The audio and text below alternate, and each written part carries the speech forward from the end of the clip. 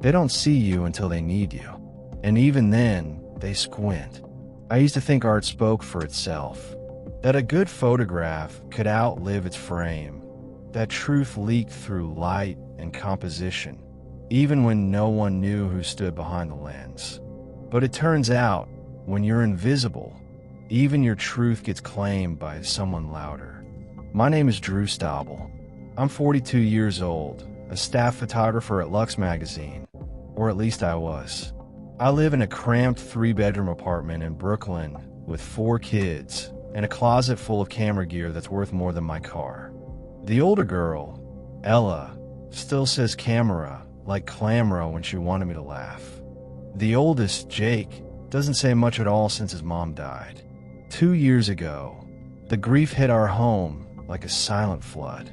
Everything looked the same, but none of it felt right anymore.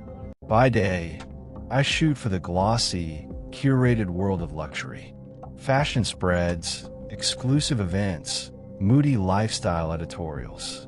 By night, I'm reheating pasta, helping with math homework I barely understand, and checking my youngest for fevers she doesn't have just so she'll sleep. My work hours blur into theirs. I've mastered the art of editing photos while answering spelling questions. I've learned how to light a portrait and a birthday cake in the same 20-minute window. But at Lux, none of that matters. Not really. To Mira Kensington, my boss, the editor-in-chief, the face of the publication, I'm the technician. That's what she calls me. Not photographer, not artist. Just the guy who clicks the shutter after she waves her hand and says, "Make it iconic." It was a Tuesday when I delivered the series. A celebrity portrait shoot. Raw, intimate, honest. No filters, no smoke. Just the person and the silence between takes. I shot on film because digital felt too clean, too easy. The celebrity, big name, but kind, told me she hadn't felt seen like that in years. We laughed between frames. She cried once. I didn't push. I let the moment breathe. That's what real photography is. Permission, not direction. I stayed up until 3 a.m. developing and scanning. Didn't even finish my coffee. Sent the file straight to Mira with a note. Hope these land. I knew they would. They had that kind of gravity, the kind that stops your scroll cold. 3 days later, I found out how well they landed. I was packing Jake's lunch when Ella came running and holding my phone. "Daddy, you're on the gram." She meant Lux's Instagram. I opened the post. There it was, 10 images, 1 carousel. My shoot, my light, my framing, my gut instincts captured in grain and grayscale. But under the credits, creative director, Mira Kensington. Photographer, Mira Kensington. No mention of me, not even in the tags. I stared at the screen like it was a bat at it I could undo. My hand actually reached for the undo shortcut on muscle memory, CMD plus Z. But this wasn't Lightroom. This was real. The post already had 124,000 likes. Comments flooded in. So vulnerable, so raw. Mira is a visionary. Someone even wrote, only Mira could capture this kind of intimacy. I wanted to throw the phone. Instead, I walked into the kitchen, dropped it on the counter, and poured cold coffee into the sink. My heart was beating like I'd run up a hill with a kid on each arm. I told myself I'd talk to her calmly. By noon, I was in her office. Mira didn't even look up from her screen. "Drew," she said like I was the IT guy about to fix a cable. I saw the post. I said, "Gorgeous, right?" She finally looked up, her lipstick perfect, her blouse too white to be anything but intentional. That was my shoot. She tilted her head, gave a patronizing smile. "Our shoot, technically. You executed my vision. I designed that entire concept. Location, lighting, framing. That's my name that should be on it." She stood up and walked to the window, like she was mulling over something profound. "You're replaceable, Drew. You know that, right? The industry doesn't care who clicks the shutter. They care about the story." The brand. I swallowed hard. So your brand is stealing credit? She turned. Cold. Efficient. You're dangerously close to insubordination. That was her favorite word. Insubordination. She wielded it like a scalpel. I left before I said something I couldn't unsay. My hands were shaking, not with rage, but with something worse. Powerlessness. That night, Jake came home from school quieter than usual. He sat on the couch, backpack still on. "You okay, bud?" I asked. He didn't answer, just stared at the TV, which wasn't even on. "Jake, I heard them talking in the hall," he finally said. "Some kid said you got fired." "That true?" I blinked. "Fired?" He nodded. "They said you weren't that good, that you were just a camera guy." I sat beside him. "I'm not fired. Not yet. But even if I was, that doesn't mean I'm not good." He didn't respond, just took off his backpack and went to his room. That was the moment. Not Myra's theft. Not the credits. Not even her threat. It was my son, 15, quiet, grieving, believing that the world might be right about me. That's when I knew I couldn't just let this go. I couldn't stay invisible, not when my kids needed to see me fight, not when my art was the only part of me that hadn't broken. Yet, some betrayals come like storms. Others slip in like fog, quiet and suffocating. I didn't sleep the night after the confrontation. I lay there, staring at the ceiling fan as it carved slow circles in the dark. Myra's words spinning with it. "You're replaceable." I used to think effort mattered, that showing up, over and over, through grief and exhaustion and a toddler's fever, would mean something. Turns out, showing up only counts if someone's willing to see you. The next morning, I walked into Lux with the same camera bag I'd carried for 7 years. Same lenses, same scuffed leather strap my wife had bought me for my first cover shoot. But that day, the office felt colder. Too quiet. Heads turned as I passed. Whispers clipped short. I should have seen it coming. At my desk sat a crisp manila envelope with my name on it. No note. I opened it slowly, heart thudding like a drumbeat in my ears. Termination letter. Effective immediately. Reason: breach of confidentiality. I barely registered the rest. Mira didn't even face me when I went to her office. She just stared out the window like some bored monarch, wine-red nails tapping the windowsill. "You couldn't let it go, could you?" she said without turning. "You fired me for what, Mira?" "For asking for credit. For compromising internal material," she replied, dryly. "You discussed proprietary content outside the editorial chain." "That's not true. It's enough that I say it is." I stared at her, stunned by the ease of the lie. "You know what your real problem is, Drew?" she said, finally facing me. "You think talent guarantees you a seat at the table. It doesn't. This isn't our class. It's an empire, and empires aren't built on fairness." I opened my mouth, then closed it. She smiled faintly. "You should thank me, honestly. You were never going to make it past middle tier. Not with 4 kids and a resume that screams fatigue." I didn't respond. There was nothing left to say that wouldn't cost me more than my job already had. I walked out of that building with my head down and my heart somewhere near my knees. Outside, the city buzzed as if nothing had happened. Cabs honked. Dogs barked. Somewhere, a street saxophonist played Coltrane. The world didn't even flinch. When I got home, Hope ran to me like always. "Daddy, want to see my drawing?" she asked, waving a crumpled rainbow. I smiled for her. "Later, baby. I just need a minute." The boys were in the living room, half watching TV. I walked to the kitchen and stared at the fridge, which had one magnet holding up a water bill and a photo of my wife holding Hope as a baby. I touched the photo gently, letting my finger rest on her smile. "I'm sorry," I whispered. Later that night, I heard Jake talking to someone outside his room. "No, I don't know," he said, low and frustrated. "Just shut up, okay?" The door creaked open. He froze when he saw me. "What was that?" I asked. "Nothing," he muttered, shoving his phone in his hoodie pocket. I raised an eyebrow. "Jake," he sighed, eyes dropping to the floor. "Another kid at school said you got fired. Said you weren't that good." that you were just a button pusher. The words hit harder than Myra's did, because they echoed something deeper, something I feared might be true. Jake looked up. Is that what happened? I swallowed hard. No, I got fired for standing up for myself, for asking for something that should have been mine. He didn't speak, just nodded slightly and walked past me toward the kitchen. I sat on the stairs for a long time after that. That night, I took out the box. Not the camera box. The other one. The one buried in the back of the closet.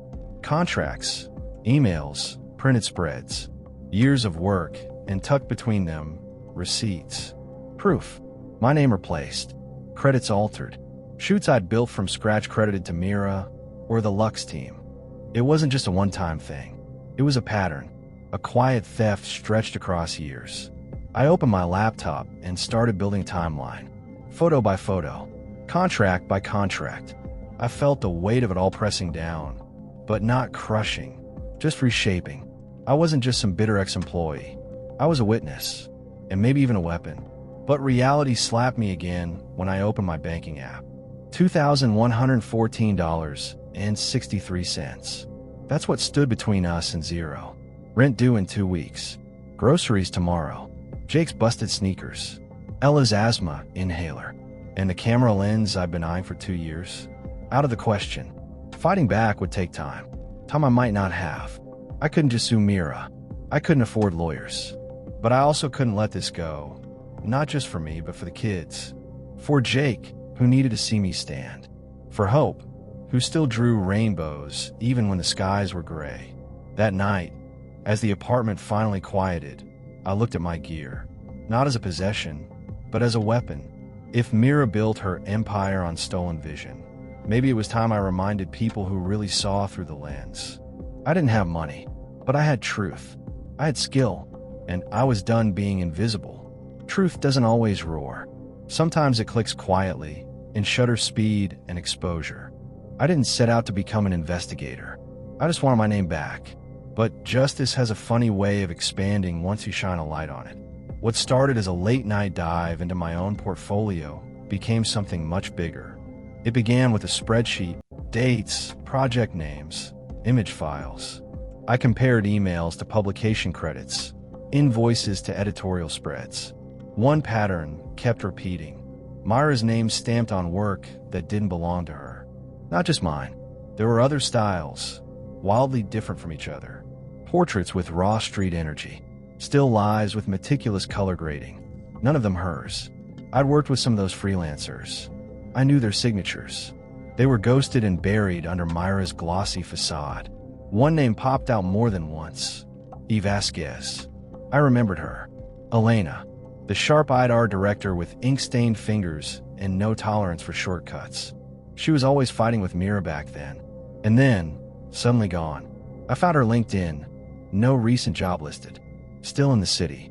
I sent a message. Didn't expect a reply. She answered in 20 minutes. Elena agreed to meet at an old diner in Soho. The kind with cracked red booths and coffee that could strip paint. She wore a black denim jacket, rings on every finger, and eyes like she'd stopped expecting good things years ago. Drew Staubel, she said flatly. Didn't expect you to be the one calling. I didn't expect to be fired for my own photos, I replied. She smirked. Mira, we traded war stories between bites of lukewarm fries. She told me about the time she flagged Mira for claiming a shoot she never even attended. I was gone within a week, Elena said. Blacklisted like I leaked nuclear codes. I showed her my timeline. She stared at it, then sighed. You're not the only one. I still get calls from ex-freelancers asking if there's anything they can do. We all walked away thinking maybe we weren't that good. You were. So were you. That silence held weight. Then she leaned forward. There's someone you should talk to. Julian Hart. He runs Edgeline. A real editor. Knows the difference between a thief and an artist. And you are an artist, my friend. I've heard of him. He's heard of you. That surprised me. Elena sent a message. 2 hours later, I was standing in a minimalist loft office. White walls hung with raw, unfiltered photography. A stark contrast to the sterile perfection Lux prided itself on. Julian Hart was younger than I expected. Gray streak in his beard, camera always within reach. He didn't shake my hand, He studied my face like a subject. "I've seen your work," he said. "Didn't know it was yours until Elena told me. But I felt it. That stopped me." He motioned to a wall-mounted screen and pulled up my viral shoot, the one Mira claimed. "You shot this?" he asked. "I did." He nodded. "Thought so. I saw this series and knew the eyes didn't lie. I've been waiting for the real artist to step forward. I wasn't used to being seen."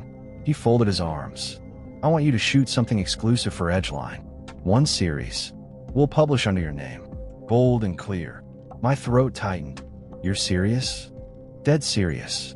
But I need to know it wasn't a fluke." I nodded, already brimming with ideas. Then he added, "The shoot's in 2 days. Tight turnaround, but we've secured access to a new indie film cast. High emotion, rich texture. Could be award-winning." I should have said yes right there. But the date. That night burned in my brain. Ella's recital. The first one she'd agreed to since Leah passed. "Friday," I said slowly. Julian caught the shift in my tone. "Problem? My daughter's piano recital. It's kind of a big deal." He studied me. "So is reclaiming your name." I left the office torn in half. Back home, Ella practiced in the living room, fingers trailing tentative notes up the keyboard. I stood in the hallway, just watching her. She caught me and grinned. "Don't spy, Daddy." I sat beside her. "You nervous?" "A little." She hesitated. "I wish Mommy could be there." I smiled softly. "Me too." Then I told her about the offer, about the timing. She blinked. "Are you going to do it?"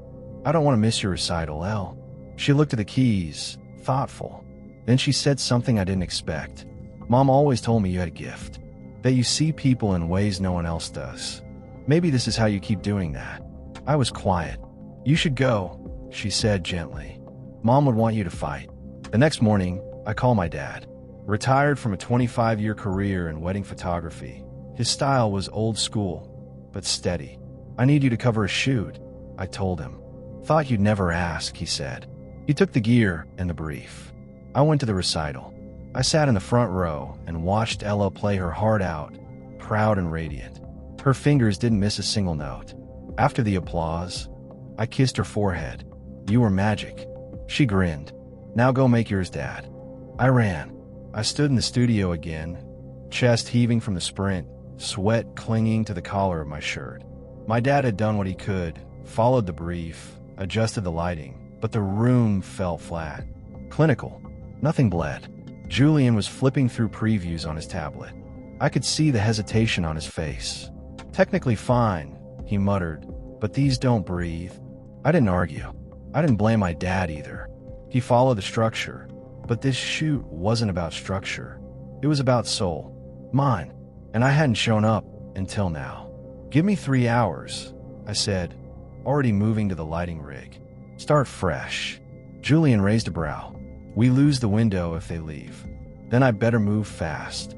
The actors, young, raw, and still riding the high of their breakout film, watched me curiously as I rearranged the set. I stripped everything sterile from the scene, dimmed the top lights, added texture, scratched plexiglass to cast shadows, a single worn armchair, a sheet of warm amber gel across a side floodlight. I wasn't going for perfection. I was hunting for truth. "Forget poses," I told them. "Think of the moment just after a heartbreak. Not the scream, the silence after. That's where I want to shoot."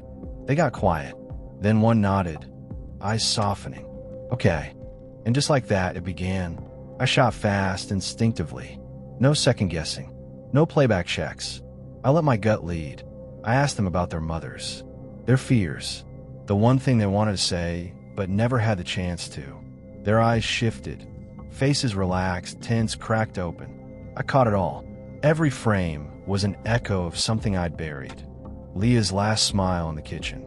The way Ella gripped my hand at the funeral. The loneliness of brushing foreheads of hair while my own heart felt like dust. I let it in. I let it out. Click. A tear on the cheek of the youngest actress. Click. A clenched jaw softened by surrender. Click. A moment that felt like prayer and looked like war. By the time I was done, the room was silent. Julian exhaled like he hadn't breathed in hours. "Jesus, Drew." I nodded, throat tight. "Send me what you need." I'll edit tonight. You won't need to, he said, already scrolling. They're done. By midnight, the photos were live. Drew Staubel, the eye behind the raw, bold letters. My name, not buried in the footer, not missing entirely. Centered, unapologetic. Julian tagged each actor, and they reposted within minutes. Then the director. Then 3 film blogs. And then one that mattered. The frame. Where has this man been? Their tweet read, Drew Staubel's portraits might just redefine how we see vulnerability on camera. I stared at the screen, stunned. It didn't stop. A gallery reached out, asked to exhibit the series. A literary journal requested an interview. What grief teaches a lens? Mira had once said, You're replaceable. The industry didn't seem to agree. The next morning, Jake came down the stairs holding his phone. His face was different, not just proud, amazed. Dad. He turned the screen toward me. You're trending. My breath hitched, not out of vanity, out of vindication. I'd spent years behind the scenes, years letting other people crop me out of my own story. And now, here I was, the full frame. Ella hugged me tight. Told you Mom would want you to fight. I kissed her hair. You were right. My phone buzzed again. This time, it was Elena. Myra's getting torched. Edgeline's piece crushed her. Clients are pulling out of Lux. I didn't smile. Not exactly. But there was a strange peace in knowing the truth had finally developed. Darkroom be damned. Later that day, Julian called. We want you back, he said. Not just one shoot. A whole series. Your style. Your voice. I stood in my tiny kitchen, surrounded by cereal bowls, piano sheet music, and half-zipped backpacks. You sure about that? I asked, half laughing. I'm sure about one thing, he said. The industry doesn't need more perfection. It needs more Drew Staubels. I looked around at the chaos of parenthood. The fatigue. The grief. The love. All right, I said softly. Let's give them the real thing. Every frame tells a story. This one, mine. The apology came on a Thursday morning, buried between a Lux Furniture feature and a puff piece on beach escapes. For stiff paragraphs. One signature at the bottom. We regret the misattribution of photographic credit in our January feature. Upon internal review, it has come to our attention that several images published under senior leadership were in fact the work of other artists, notably Drew Staubel. They didn't say Myra's name, but they didn't have to. She resigned quietly before the official fallout hit. But the damage was done.